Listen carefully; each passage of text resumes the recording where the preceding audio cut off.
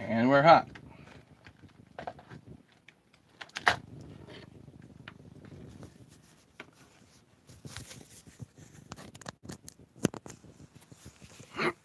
Let me set myself up here. Oh, there. Bring it around.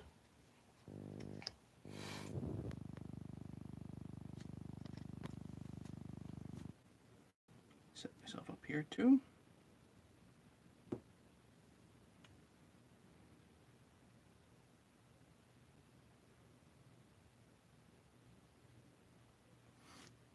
Wow, there's 4 people on here already. Hey, Ken.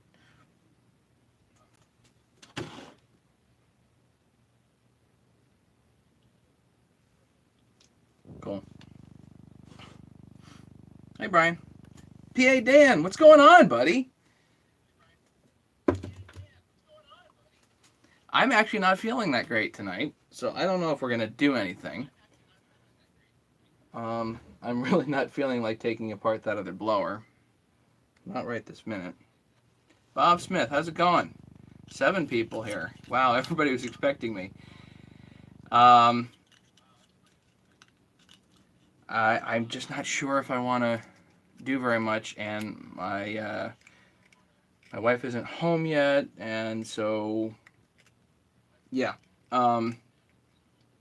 working a 12-hour night shift. So we have Ken, PA Dan, Brian Brady, Bob Smith. It's awesome, guys. 6 people, 7 people, and Adirondack. Well, we knew Adirondacks was coming.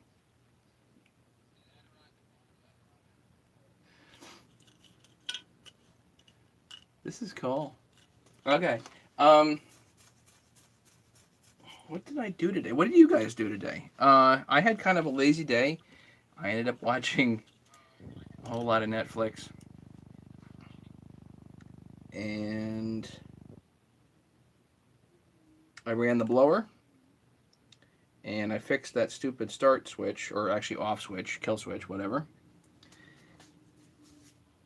And what else did I do? I ran the 385 a little bit more.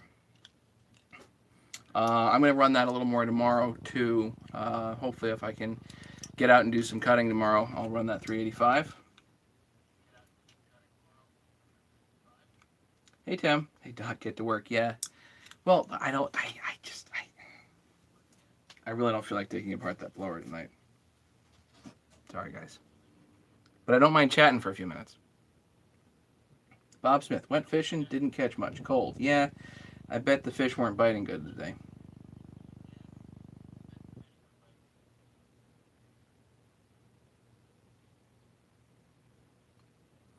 Ken, there is such thing as a garbage. I know, I probably should have thrown that blower in the garbage. It really wasn't worth putting all that into it.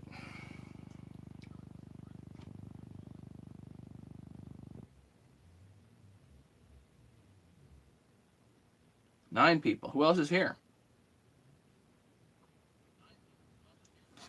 So PA Dan, are you out of work yet? Or are you still on the shift? You watching me at work? I won't tell. What was on Netflix? I was finishing. I'm trying to finish up Daredevil. I'm trying to binge my way through it. Season 3. What? 2 262s on the way home from work and slept. 2 262s, Dan. You know, Dan, something funny. Like, I know everybody loves the 262, and I have a great one. It looks like crap, but it's a great one. Doc Al actually did the porting. It was at a time when I was unsure as to whether I was going to be playing with saws much more, and I'm still at that point. But I asked Doc to do the cylinder head for me, and I put it together. It looks like crap, runs great, but I never seem to grab it.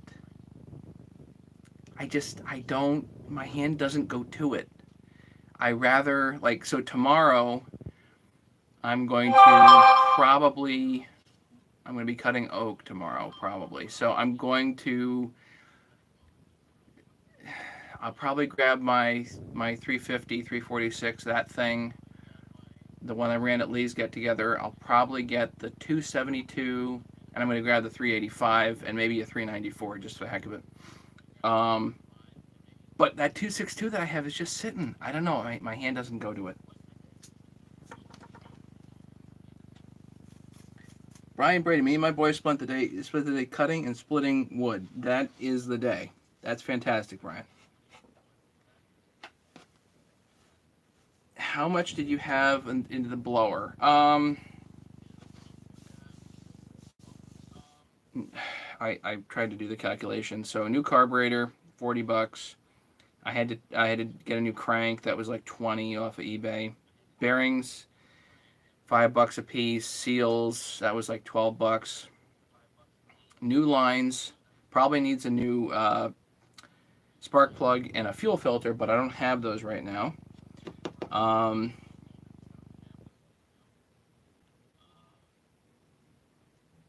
cylinder head was $61 or something like that.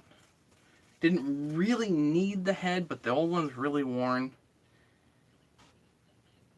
And since we have two new heads here that went in, so carburetor head, crank.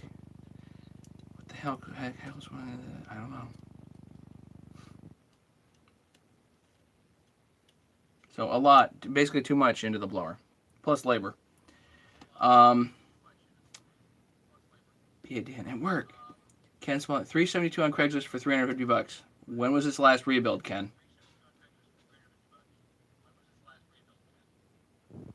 Is it one of the 2010 X-Torques, or is it before that? If it's like a 2015 model, that might be a pretty good deal. If it's like a pristine original without too much time on it, okay. Yeah, Jake, almost 5,000 subs. I was like 20 away the other day. I noticed. That was cool.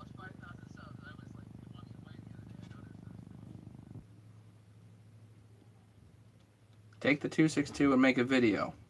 I think it's been in the video somewhere. Yeah, I think it's probably in. Is it in one of my get-together videos? It might be. I've had it for a bit. Is it the Blind Guy Superhero, the Daredevil? Yeah, Blind Guy Superhero.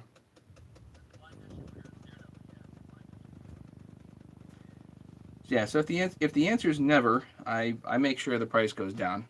So basically, nobody wants to sell 372s at $350. They usually have to sell them even higher than that. But still, you know, I pull those immediately apart. Just put new bearings and seals in them. It's a job. While I was testing the new Huzel saw, yeah, the blue one. If the top cover and the handle was just blue and the rest was white, I think it would look okay. But the blue everywhere is a little weird. But apparently it really looks, it looks like the brake works better and a bunch of other stuff works like a whole lot. The high idle works on the thing right out the box. So maybe it's a better starting point. Who knows? Hey, David.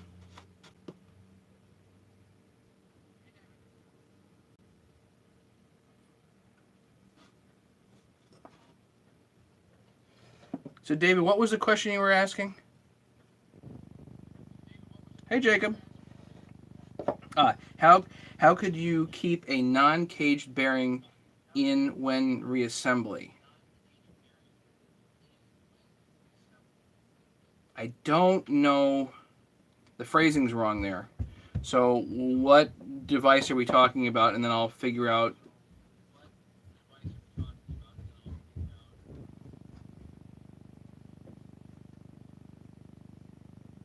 How'd you keep a non-caged bearing in when reassembly on the crank?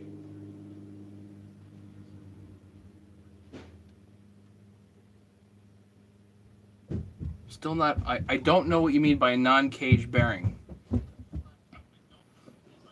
Are you talking about the bearings that are on the 200Ts? These?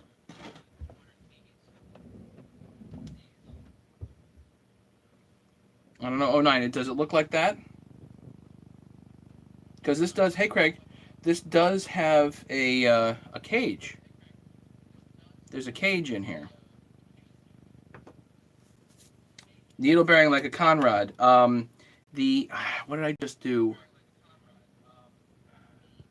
The auger. The auger I just did had like 38 needle bearings inside the connecting rod, and in order to put because they fell out, in order to put them back in, I used grease. Hang on.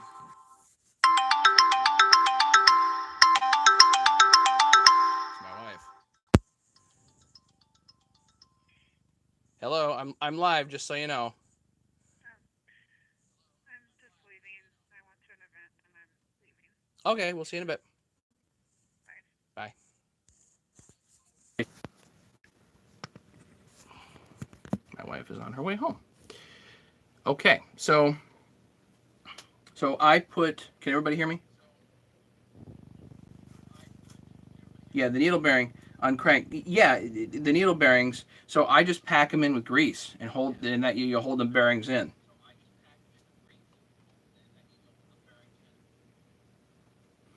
If all the needles come out.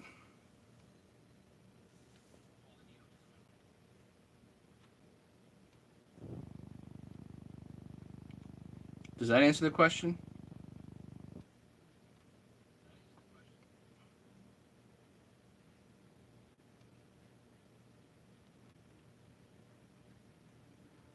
I actually did a video on pulling, just for the heck of it, on pulling a bearing out of the crankcase just using peanut butter. Grease works too, but we are using peanut butter for the heck of it.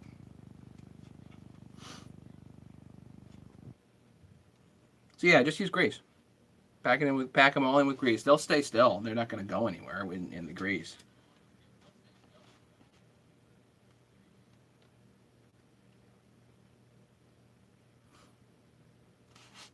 So what did everybody do today?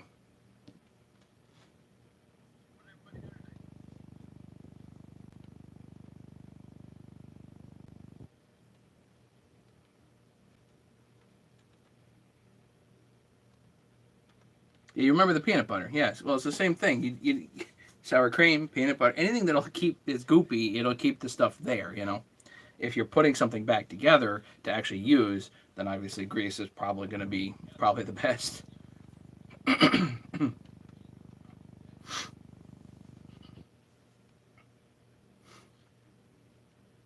Larry, you actually cut wood today? Good. At least one of us did. One of us did some cutting. Hopefully tomorrow I get to do some cutting.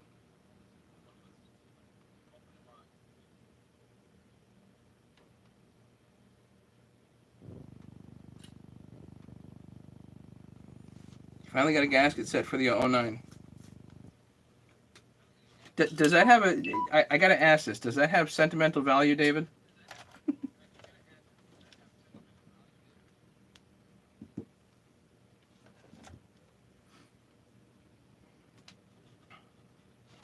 Holy cow. That's a lot of comments. Oh, yeah. Installed linear scales and Pratt & Whitney jig bore. That's interesting. Last 3 days cutting. GCR saw weir. What's saw weir?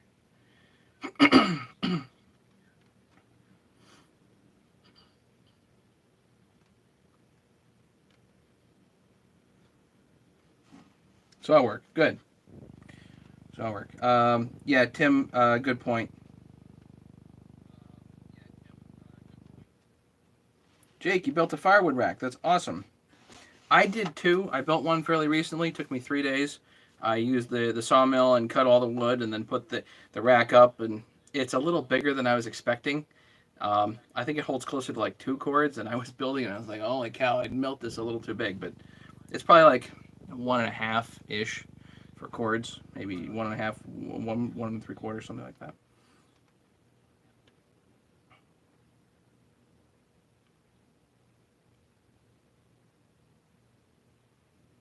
576 auto tune you purchased from eBay. Piston is scored. Ooh. Did you find out why, Craig?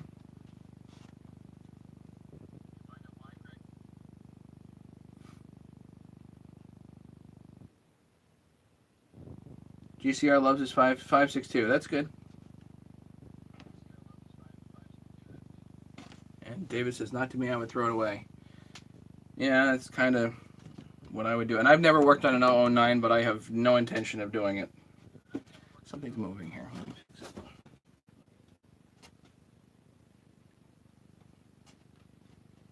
Now the device is more steady.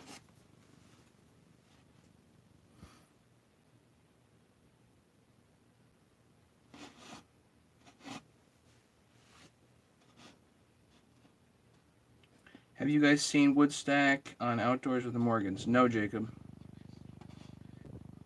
I've been stuck on Netflix all day.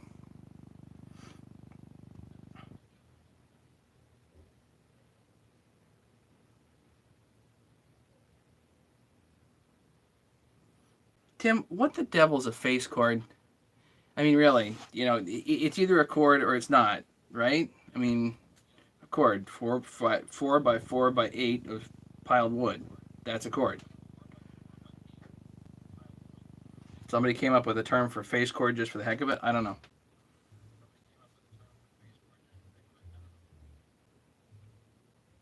Like the big pan of pecan bread pudding.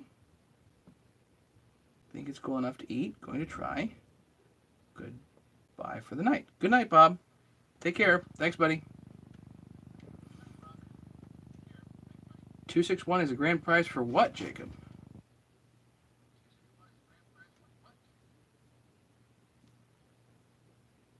William, how's it going? Might have ran lean, has aluminum transfer on the top of the piston. Yeah, so pressure test it before you take it down, right?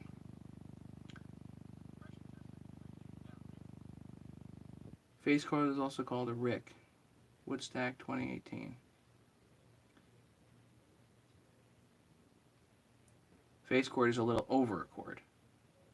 I thought people use the term face cord to kind of cheat on cordwood.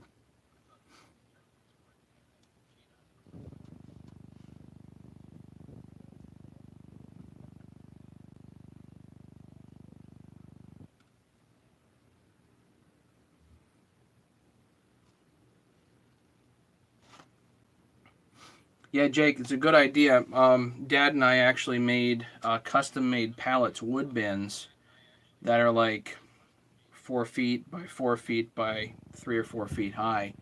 So we have custom-made pallets because I got the sawmill. I can make anything, for pallets. So we made custom-made pallets that Dad can grab with the forks on the tractor and move anywhere.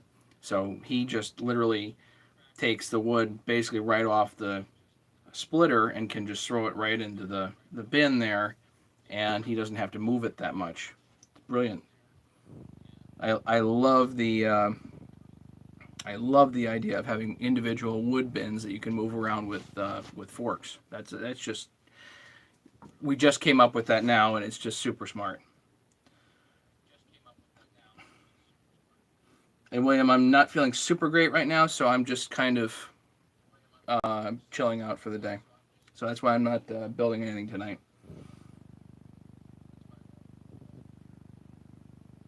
So today, Thursday. So tomorrow I get the ignition coil for the 394 and probably some other stuff in there. So we'll do. I was gonna do stuff tomorrow night with you guys, but I don't think so. I think I'm gonna go watch the game with a friend. So tomorrow night I might not have a live stream, just so everybody knows.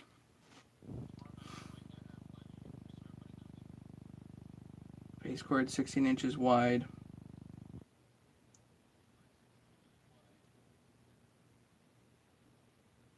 A third of a cord, yeah. A face cord is a third of a cord wood, yeah.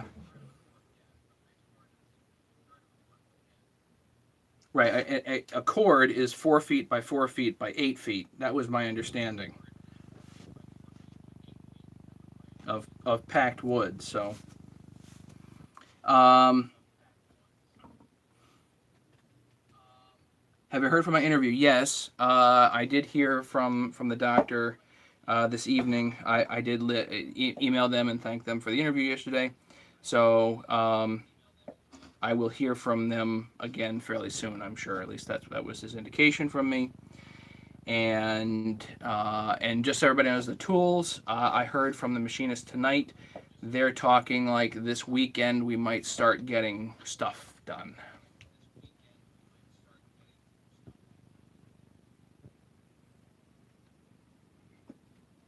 Jake, yeah, hate handling wood one time under the rack and next time in the boiler. Perfect. That's exactly how it should be.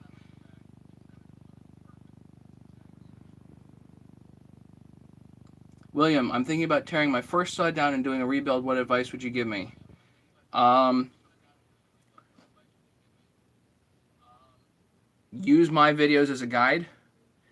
Pick a saw that I've done before, like say a 372, something that's fairly universal, like people have done tons of them, and tear it down.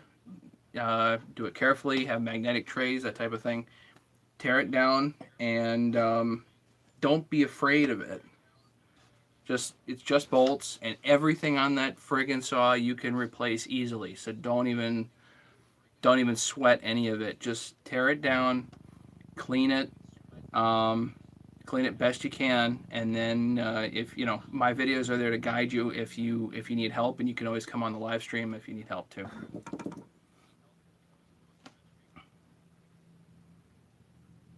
Is all the work you do for yourself or for customers? Um, are you talking to me, GCR? If it is, then a lot of the work that I do is for tree guys that I know personally. So I try not to take on like randomness for work, like random people that call me. Um, I'm not really taking on work like that, but if one of my known guys needs something, then I can work on it. So, like for instance, my guy Steve, he brought me 3 blowers like last winter or whatever, and just plunked them down in the shed. And he's like, "Do these when you have time." So.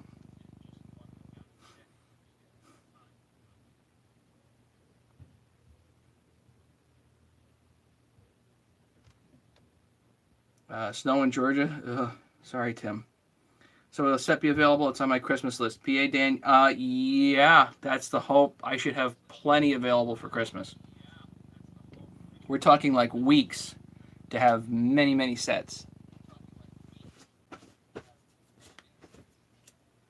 Okay, so how do you get the case apart? I don't have those things to separate the case. So, it's a great question. I have videos on that. There's 2 ways to do it, but you need one of 2 tools. You really don't have a way out. It's not okay. So let me explain this. On a 372 is perfect because it's a fairly typical thing, fairly typical saw. A case splitter is probably the simplest way to get it apart. You can do it with just heat, and I've done videos with that, where you do it with just heat. If you do it with just heat, though, then what happens is the the bearings stay on the crank. And in order to get the bearings off the crank, I've tried it with just heat. It doesn't work. You need a bearing puller. So you either need a case splitter like I have, which usually means that the bearings end up staying in the cases and the crank comes free by itself. That's one option. The second option is to do it with just heat, and then you basically pop the crank and the bearings out of the cases, but the bearings stay on the crank. If you want to salvage the crank and pull the bearings off, then you need a bearing puller from Harbor Freight. It's like $40. So either way, you're buying a $40 tool. Or here's the other option. The other option is to buy a used crank 372. If we're talking about a 372, buy a used OEM crank on eBay. Sometimes you can pick them up for like $30. And then what you do is then you put the whole thing together. Bearings go in the cases, then the crank goes in, and there are many videos on how to do that. And then you can just turn around later and sell your crank, even though it's got the bearings on it. You don't want to be the one to take them off for whatever reason. You can turn that around and sell your crank on eBay for $30. So hopefully it's a net zero. How's that for a strategy? Nor'easter is coming. Yeah, something about rain on Saturday. The gas tank's a little bit of a pain on the 372. You gotta kind of pop it in and pop it out. It's a little weird. You gotta get the angle right, but it does go. Salvatore, how's it going, man? Snow and freeze up. I hate the mud and slop. Yeah, I know, Jake. And that's exactly how I started my shop. Yeah, I don't have an intention of starting a shop. Certainly, if I get the job, if I, it's not even if I get the job. I probably have the job. It's if I take the job, I'm not gonna have a whole lot of time for this stuff.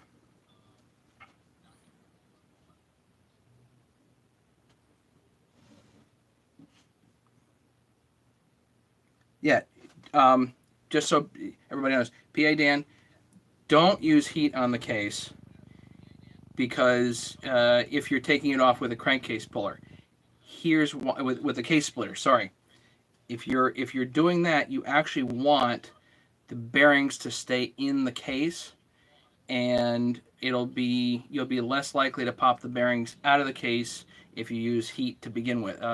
If you don't use heat to begin with, does that make sense? Let me see if I can illustrate this because this is important.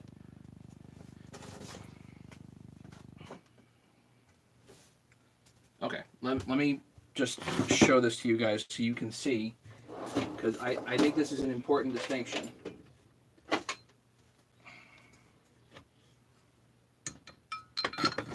So here's a case splitter. This is a Chinese case splitter. I happen to have modified this because the original threaded rod here was weak.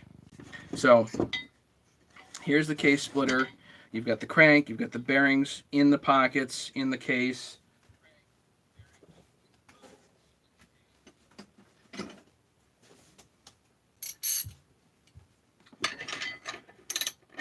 Without the case splitter, yes, then you have to use heat basically. But so here's what happens. Oh shoot, I'm not down here. Hang on. Sorry about the angle here, guys. Better? Okay. So assume case splitter. This is the Chinese case splitter. I've modified it. 1750 is pretty cheap. Shipping's gonna be killer, but I think they're like $40 from Husky.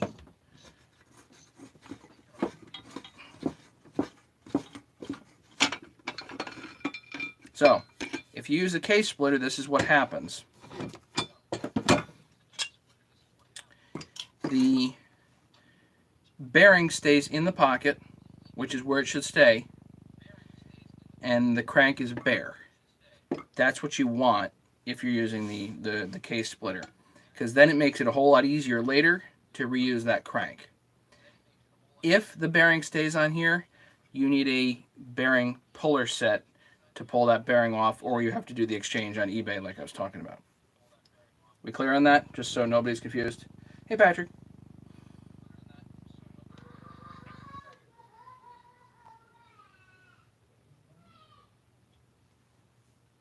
So yeah, I've really liked this thing. It does work really well, and it was pretty cheap. So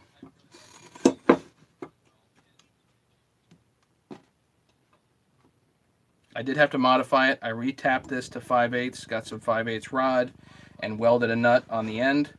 But you don't have to weld a nut. You can just double nut it, and it'll be fine.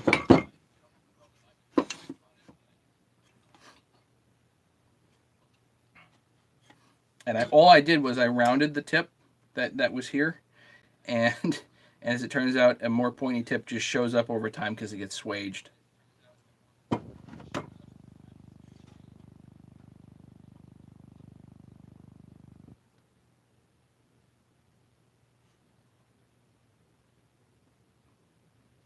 So yeah, so if you don't have a case splitter, what's going to happen here, if you don't have this, you can heat this and then basically take a rubber mount and go boom, boom, boom. And then what happens is the bearing goes with the crank and stays on the crank, and the half comes off. So either way, you're likely, using heat, You can pull this out cold if you want. You can also heat this up and just tap this out, and the bearing falls out.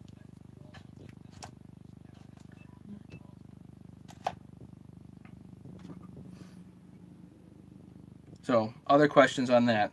I've actually had a lot of questions on that, on the difference between all this and what do you buy.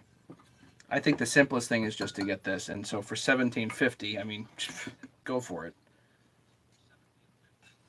If you got to modify it with a piece of threaded rod, I mean, you get a piece of 1 foot 5/8 rod down at the depot for what, a couple of bucks, and then a couple of nuts, you're done.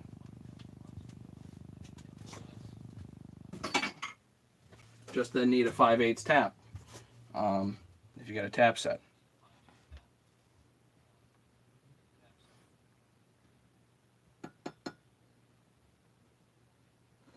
What's the name of video? How it showed take the case apart? William, I don't even remember. Brian, take care.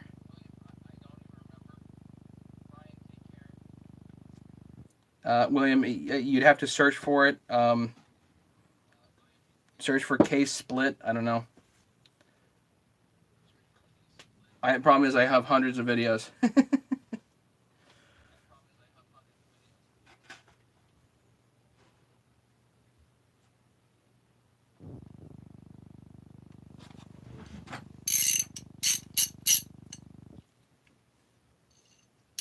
Hey, bud. What's going on? Nebraska.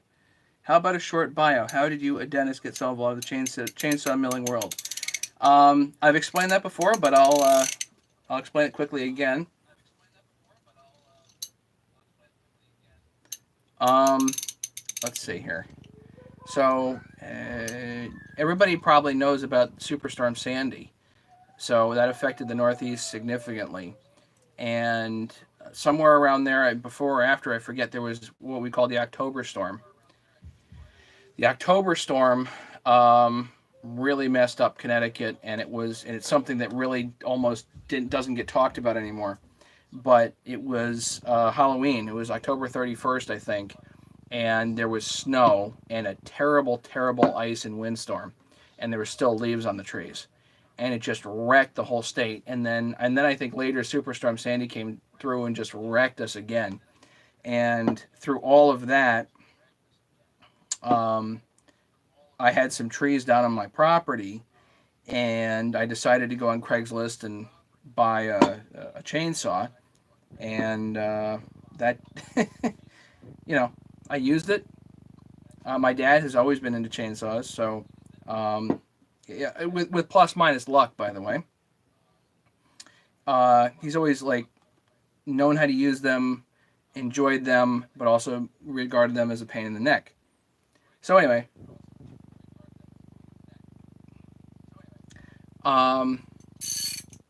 yeah, get the case splitter, and it's always nice to have both. You have the case splitter and the bearing puller, important. Anyway, so in 2012 we had this terrible storm, and I got the chainsaw, broke it, and then immediately tried to fix it and broke it further. And I literally said to myself, damn it, I got to get this. This is just bolts. I got to figure out how to take apart chainsaws. So the saw I started with was a 455 Rancher. And I went out and bought a part saw. And then I bought another one. And then I bought another one. And I kept fixing them and selling them on Craigslist and fixing them. And so it really became habit to do that. And I started venturing out with other saws. 385 was one of my first ones that I did. Let's see. In all of that, I also started looking up sawmills, and because one of my childhood favorite biggest trees in my parents' yard fell, like 80-foot tall Norway spruce. I mean, it's huge. The thing, just enormous, and it just fell right over. It was on a ledge, and in the big storm, it just came down. It didn't hurt anything, but it was just really sad. So I'm like, I'd really love to mill that. We need a mill. Spent 3 months researching it. Found the Woodland Mills HM126, and certainly at the time there was really nothing better bang for buck. So I got that, and I'll tell you guys honestly that rarely in life is anything as much fun as you make it out to be in your mind. Sawmilling is just as much fun as you can possibly imagine. And I have a lot of fun with that thing. 10/29/11. Halloween snow, yep. And then Sandy 2012.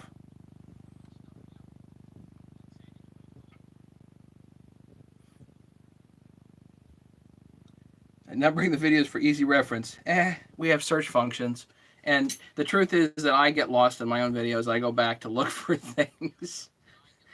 And I have to be honest also and just say the amount of time that I have is so ridiculously limited that going back and doing anything with if I'm editing video, I'm doing more live stuff now, but when I was doing more videos, I would take 6 hours of video and I would spend hours just cutting and pasting and cutting the video down just so it would be half an hour long instead of 6 hours long.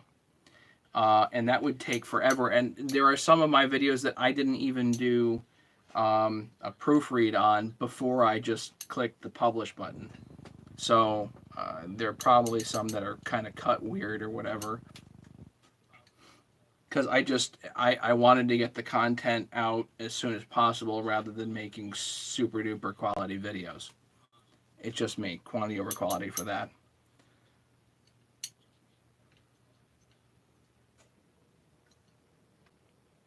But the intention was never to become, you know, Mastermind or Tree Monkey. Like any of these guys that do saws professionally, that was never the intention. Like I don't want to encroach on their territory. That's not the idea. The idea was to fulfill a niche, to fulfill a need, because I know that chainsaws just mystify people. I know that they did to me, and in a lot of ways they still do. So I needed to figure out how to demystify all that stuff. And also, I regard YouTube as a repository of information. So a lot of people might not know this, but the U.S. Patent Office is the original YouTube. The United States Patent Office was never designed to protect people. It was always designed to be a repository for information where people could go and learn things and get ideas and then expand on them. So that's how it was designed. Do I have any saws other than Steel and Husky? Does this answer your question?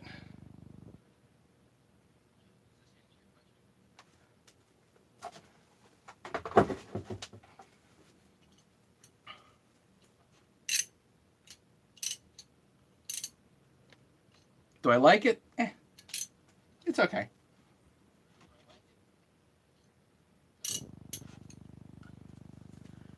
So anyway, so I regarded YouTube as a repository for information. The problem is that YouTube, I think, is incomplete, and it will always be incomplete. It's always going to be expanding. So I've really valued YouTube for that, but I've always noticed that there was like that one little crucial piece of information that wasn't available in the video. It doesn't matter what I'm doing. I'm always missing one little thing. It's enough to drive you nuts. And if my videos can be that solution for people, awesome. But in return, here's the thing. In return, I expect people will. I have expectations. Because I'm the guy that does his homework. That was me. I'm a dentist. I spent 21 grades. I graduated from the 21st grade, effectively. So I'm the guy that does his homework. So what I expect is that people will study my videos, do their best to study them. If they have, take notes if you need to. If you've studied them and then you have a question, please ask. Come on live feed, that's fine. It's the guys that want me to do all their homework for them when I've already done it for them that kind of bug me. So I don't mind answering questions. That's why I do the live videos. It's really easy to do them live. But I do expect people to do the study because I've already spoon-fed people effectively. Now, not all the information I have is correct. There's no question about that, and I'm constantly revising what I do. Perfect example, in the 372, you know, I rebuilt like a dozen 372s before I realized that there's a tiny little O-ring that goes on the PTO side on the crank underneath that bushing. There's a teeny tiny little O-ring that goes under there that prevents an air leak. I rebuilt like a dozen 372s before I found that out. It was really embarrassing. So I went on YouTube and put out an apology video because I didn't even see that on parts diagrams. I had never seen one when I took them apart. Turns out they disintegrate. Who knew?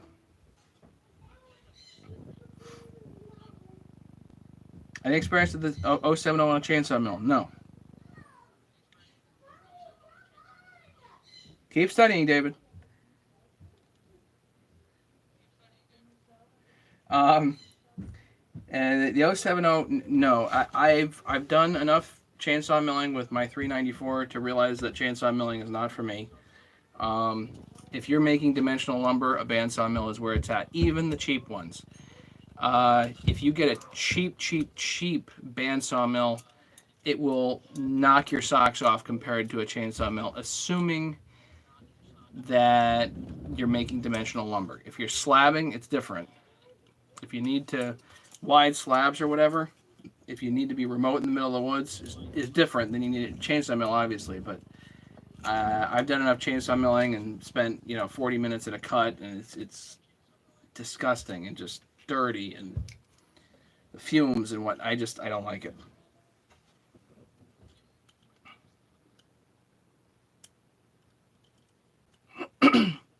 Yep, Ken, the Hitachi parts are not cheap. I think they want $100 for a carburetor.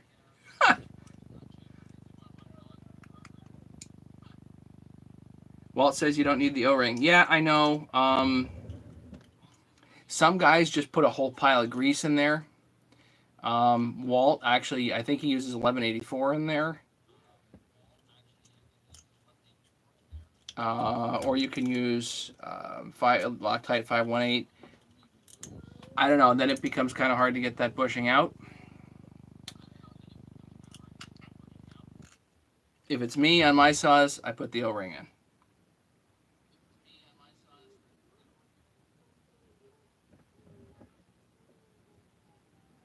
Do you need it? Debatable. But I put the O-ring in.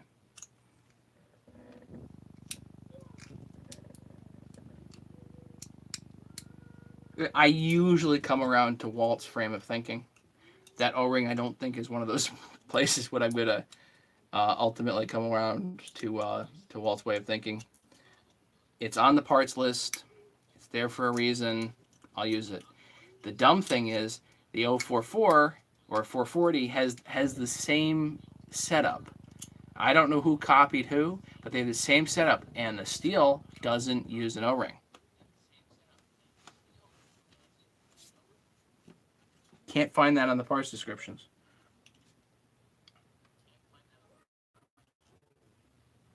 Well, Craig, I think you can get away without it if you're using something else, but I don't know.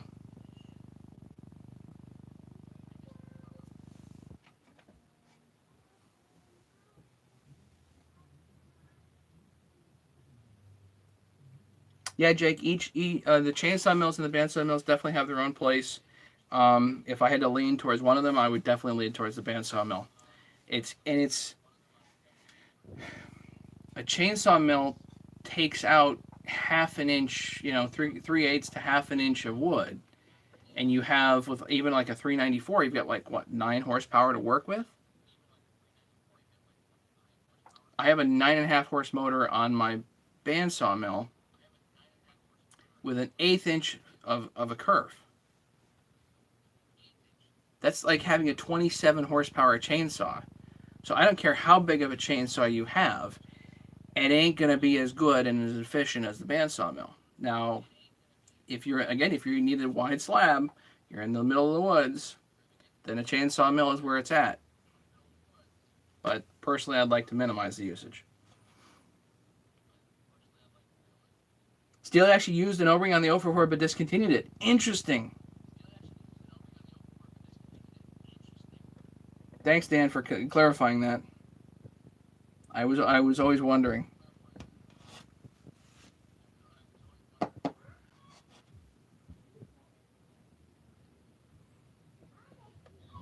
what do you do? Pack grease in there and call it? I mean, Tree Monkey recommended to pack grease in there. He's just like slap a bunch of grease in there and squish it down. Okay.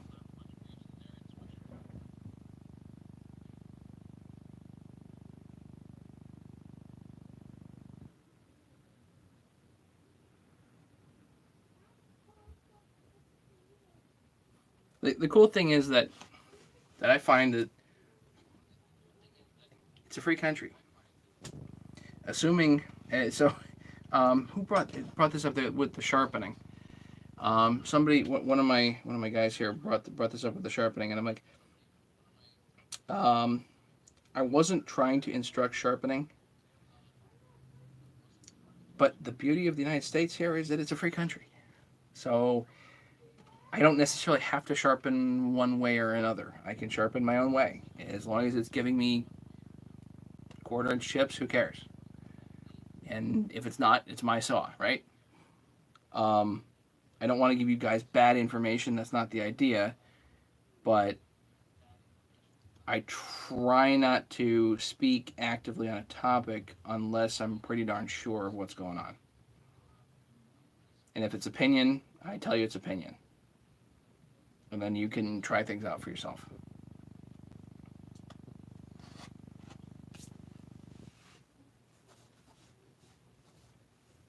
Dan, that's cool information. Thanks.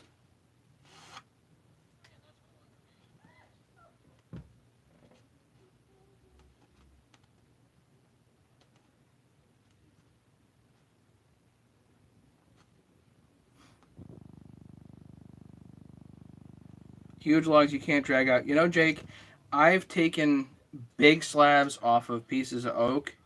I still can't move them. You know, you take a good chunk off of a 4,000-pound log. Guess what? It's still going to be too friggin' heavy to lift. So you have to have equipment either way. Got to have equipment. How can you tell if a sealer bearing is bad and if so, I will cause it to not run? So I have videos on pressure testing chainsaws, pressure testing crankcases. That will not always tell you whether the seal is bad, though. Some older seals do hold pressure and vacuum at low temperatures, but then they get warm and open up. And you also might have a crankcase that holds good, assuming it's still, but maybe the bearing might be bad. So if you have a bearing that's bad, then the crank is going to drift and it's going to open that seal up. So if it opens the seal up, what happens is you end up with an air leak. Too much air versus fuel means that the air-fuel mix is going to be off. Too much air is going to mean too much RPM and not enough lubrication. So if you have too little fuel, it means fuel is lubrication in 2-cycle motors. So if you have too little fuel, it means you're going to have too little lubrication. If you have too little lubrication in the cylinder head, eventually you're going to kill the cylinder head. Or at least the piston.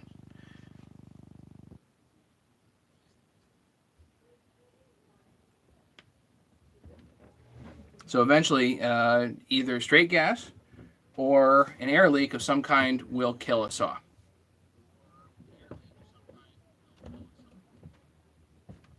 "23 people here, and I'm just chatting tonight, guys. I'm not even building anything.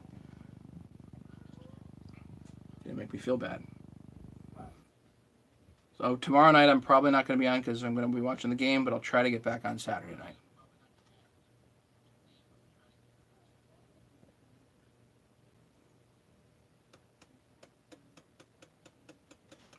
Do you ever run 40-1 on a modern saw?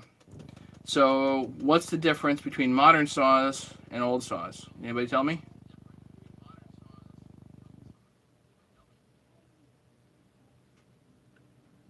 I think even saws from the 70s had plated cylinders, right? A Aluminum pistons and cast iron rings. So what's the difference?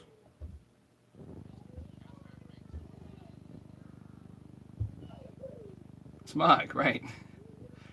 So I'm starting to run more oil, closer to 32 to 1 probably. I'm not a perfectionist on the mix, but I try to run more oil, close to 32 to 1. Most convincingly are Walt's videos when he takes apart a saw that's been run at 32 to 1. It's nice and wet inside. Personally, that's what I want to see. I want to see everything well lubricated, and there is all kinds of debate on that, but if you pull apart 50 to 1 saws, it ain't wet. Now, I don't know if Steve Robb is here, but if Steve Robb is here, he makes a compelling point is, does the wetness help or hinder or whatever? Does it mean anything? I don't know. To me, I'd prefer a little more lube, even if it means less power. Even if it means more carbon, too. If there's more carbon buildup, I don't care. Because I don't mind tearing down a saw to clean out the carbon. That doesn't really bother me. Or if I got to clean out a spark screen, who cares? I'd rather have the whole thing wet internally. But that, here's the thing. I am not an oil expert. I am not trying to speak to ratios and all that other stuff. That's not the idea. I don't want to get into oil arguments. I don't want to get into sharpening arguments. That's not what I like to do. We can let other people argue about that sort of stuff.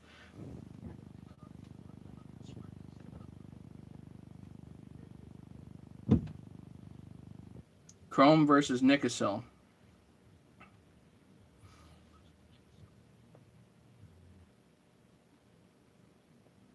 I'm trying to read the comments here. Hang on, guys.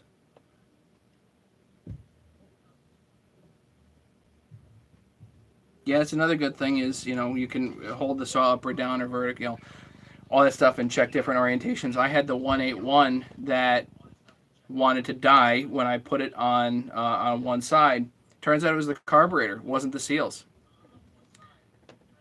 Drove me nuts. How do you tell, like, for sure? Sometimes it's hard. Sometimes the diagnostic process will really drive you nuts.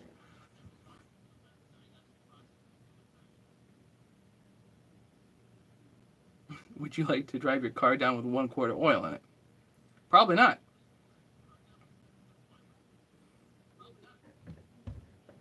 You need to do a deal with H&L on a toolkit for the new chainsaw guy.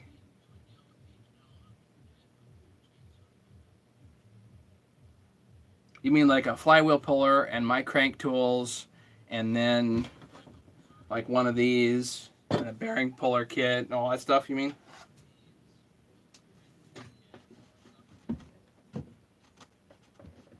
I don't know, Tim. I think that would get intimidating. Maybe there'd be guys that would do it. I don't know. But I think that would be intimidating. Can you imagine, somebody being like, okay, here's the kit for the new guy, and it'd be like $500. And you can't explain to them that, oh, by the way, you're going to build 50 saws in the next 10 years. It's totally worth it. But because once you get into it, you ain't going to stop. Okay, how many guys here, here's a good poll. How many guys here have stopped building chainsaws? We're like, yeah, I built one and then I'm done and I don't need to build it anymore. How many guys here are like that?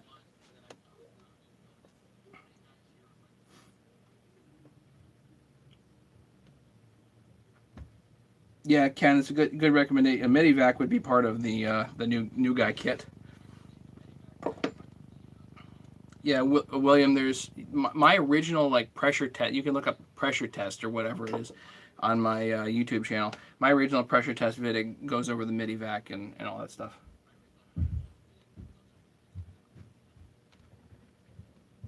Do I charge by the hour or by the job? By the job.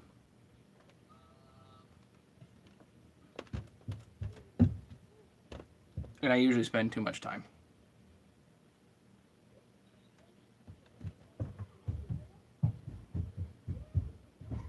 Ken has the same problem.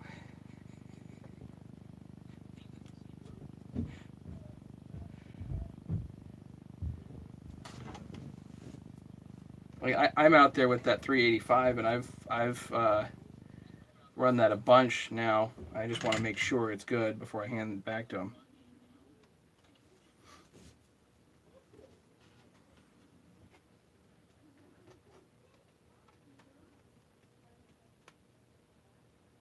But also, I try not to get into jobs where somebody's like, well, just change the fuel filter. That's all that I need, or whatever. Um, those aren't the jobs that I'm doing. I'm basically doing commissioned rebuilds where somebody's like, this the whole thing's shot. Figure it out, and do whatever it needs, type of thing. And I'll look at it and be like, okay, the compression's low. It's probably going to need new bearing seals. Blah blah blah. It's going to cost you X. And they're like, okay. And then if it costs them an extra $100, then that's because the parts cost that much.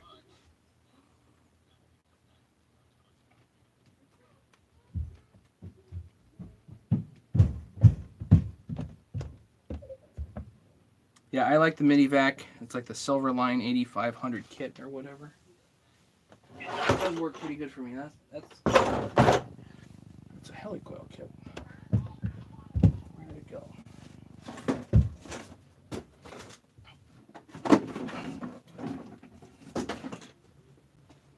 Yeah, MV 8500. That one.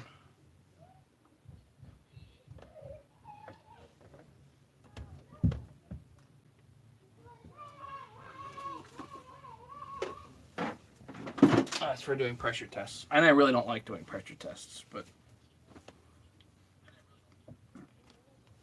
that 181 that I had, which is like 30 years old, even if it pressure tested good with those old seals, didn't mean anything. So I had to pull the seals for sure.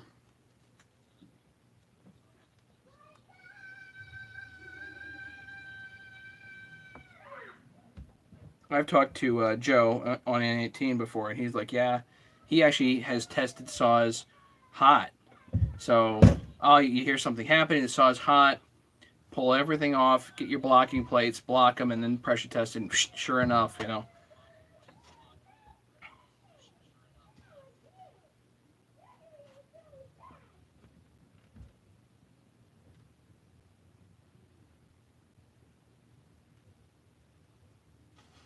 But it ran yesterday. Okay, show me. Why does it feel green? It smells like varnish. Yeah, chainsaws, like, I am at the point where I have enough saws personally. I don't need any more. Um, I'm really actually okay with what I have, and I'm not that I go to Lee's get-togethers, and he's got like 500 saws, and I'm looking at him and I'm going, this is cool, and I can appreciate all of it, but I don't need it.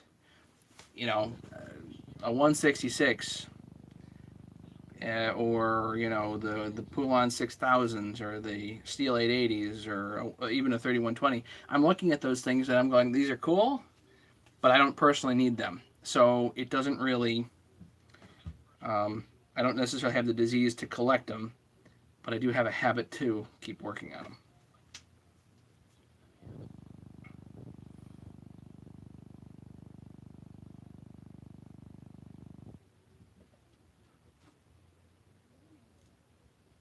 William, what saw are you working on?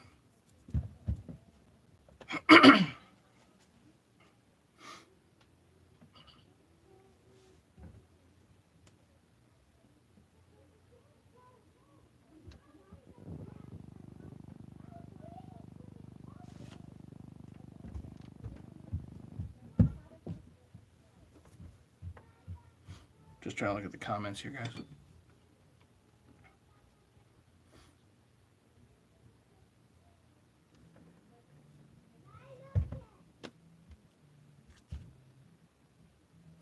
Right, a Steel 028 Super.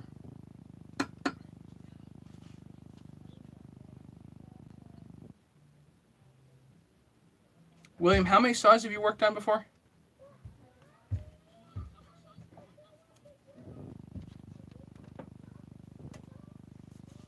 I've never worked on an 028. I'm not sure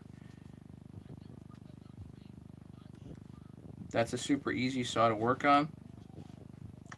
I don't know. Yeah, Walt keeps almost everything, doesn't he? I sell stuff. I get stuff out the shed. Problem is, if I do something stupid when I'm rebuilding it, it shows up back at my doorstep.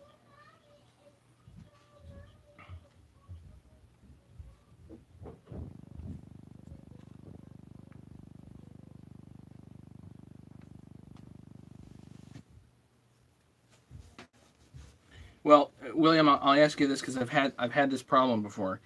Let's assume you rebuild it. Let's assume you charge him an appropriate amount, whatever that might be. Um, it runs, new cylinder head. You do the bearings, whatever it needs, the whole shoot. Get it back together, runs awesome. Hand it back to the guy, and then it blows up. Loses all compression on like the fourth cut. And he comes back. Now what do you do?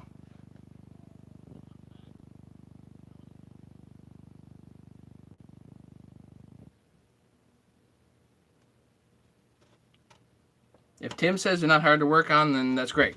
Fantastic. The 028 probably wouldn't be my cup of tea, but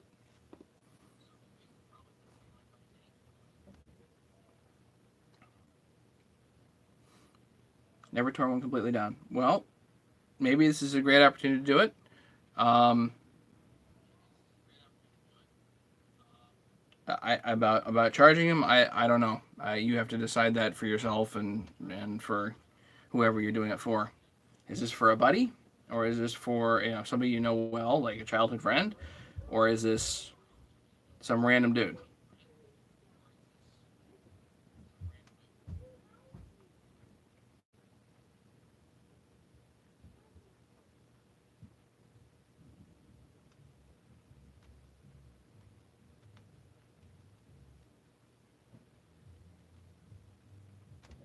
If you're trying to start small, it might just be something you do for beer money.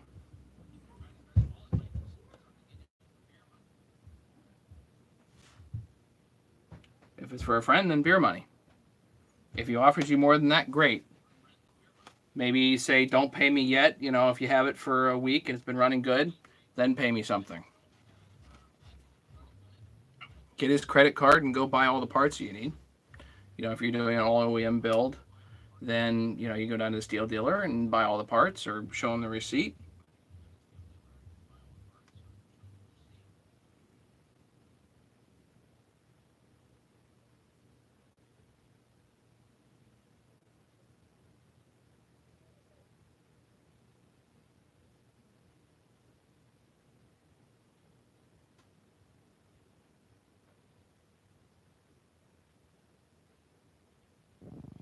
Good way to lose a friend if you're not familiar with it. Yeah, yeah.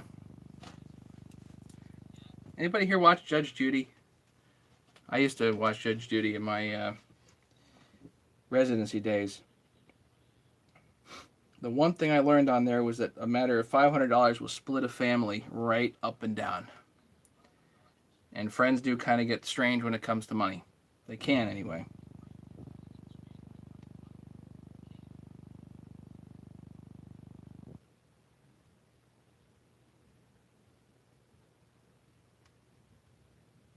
Does HL carry support parts for all saws? No.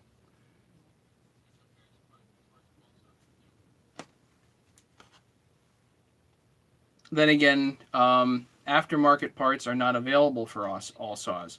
So HL's not going to have parts like OEM parts for steel because technically nobody is supposed to be selling over the internet steel OEM parts. I think there's an issue with that or something like that. So none of the major parts suppliers, Parts Tree, e-replacement parts, Jack Small Engines, you name it, are going to be dealing with you over the internet. You have to call your steel dealer and get parts directly through them.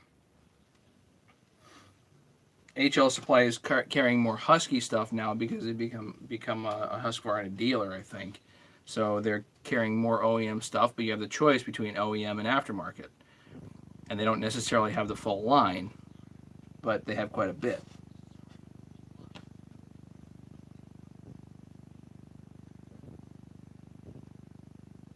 Good questions. Keep them coming.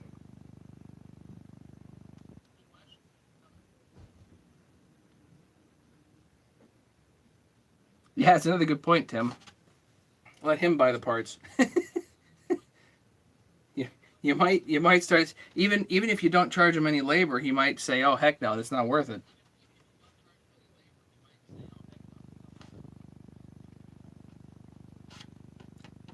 Calroy 64 was running 036, just rebuilt tonight. Wanted to die when it turned PD upside down, press from back. Do you remember what's wrong with the carb on the 281? I tried to figure out the carburetor on the 181, 281, 288, whatever it was. I tried to figure out the carb, and I put new kits in it twice. Bought a new one, ran beautiful.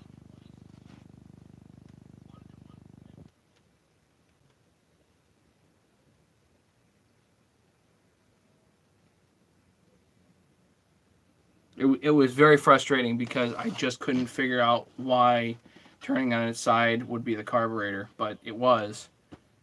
Something was blocked somewhere, and I couldn't find it.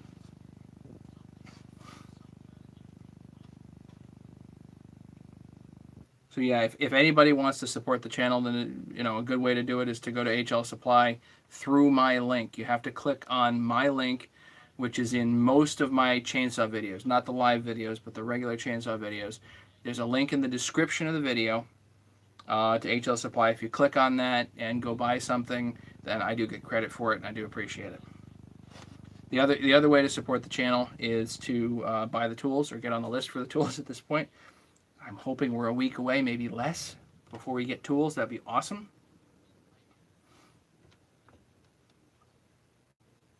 Some saws were in production for a long time. How do you determine when it was built and what version it is? Ooh, that's fantastic. Usually by serial number, but if you end up with a mishmash, then you have kind of a problem.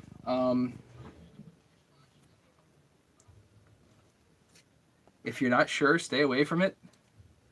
If something looks weird like that and you really don't want to get into it, don't get into it. You know, if you have an all OEM saw, again like a 372, and you're able to read the serial number and it tells you the first digit's like 0, so it's probably like year 2000 or 2010. Then you have a general idea of what's in there maybe. But yeah, there are different iterations and all that stuff. That's why a lot of guys don't get into the DIY stuff, because there's so many iterations and so many different variations of these things. The blower I just did last night, the darn I bought the carburetor brand new, but I guess I didn't get the right one because there was a nipple missing from one of the carb plates. Oops. I swapped it out with the old one. It worked fine, but these little changes can really mess up your day. So if you don't know what you're doing, make sure you get everything really cheap, because it might take you a little while to figure things out.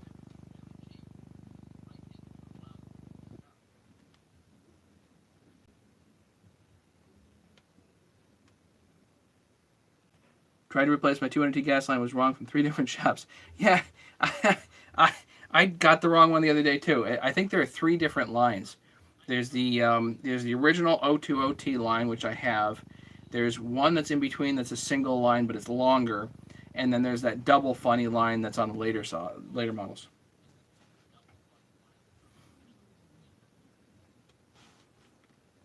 Intake boot impulse line.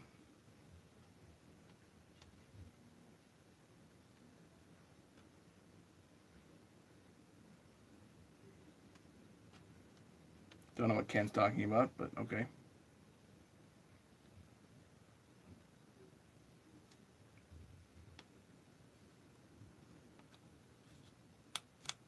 Yeah, so Patrick, I get just as confused as you, so, don't sweat it.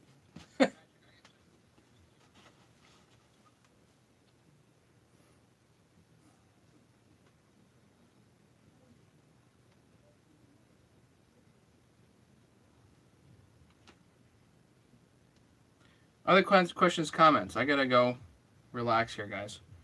I'm beat. Walbro's Mary. Have to watch the last 2-3 numbers of the model number. Yep. Walbro has like what, 191, 198, 199. I think there's a 175 in there. All good for like the two. No. Those are all good for like the 359, 357s. I just, they keep messing people up. Just ramble on. Ugh. Tell me about a Husky 42. Is that the original one with that bearing on the PTO side that you can't find anymore?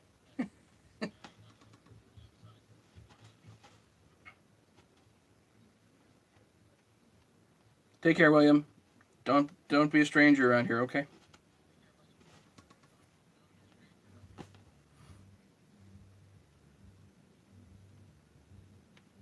Yeah, it's 9:30 here, so. Um,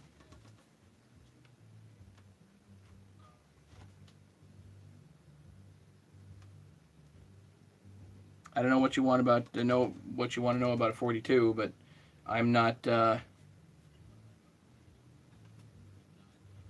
super familiar with them. One day I'll do it's that whole family of saws, like 42, 242, 246. All those I think are the same family.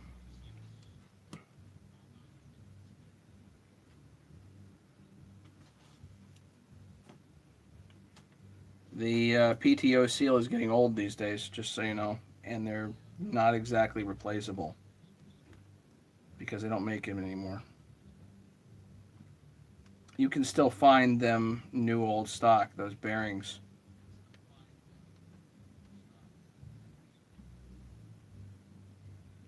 But they are not common.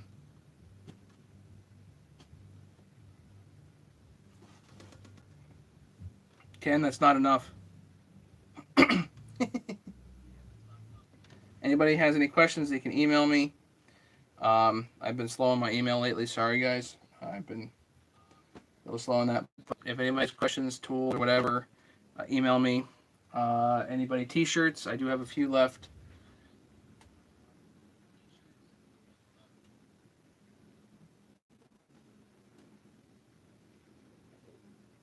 You guys are good, then I'm good, and I will talk to you guys later, okay?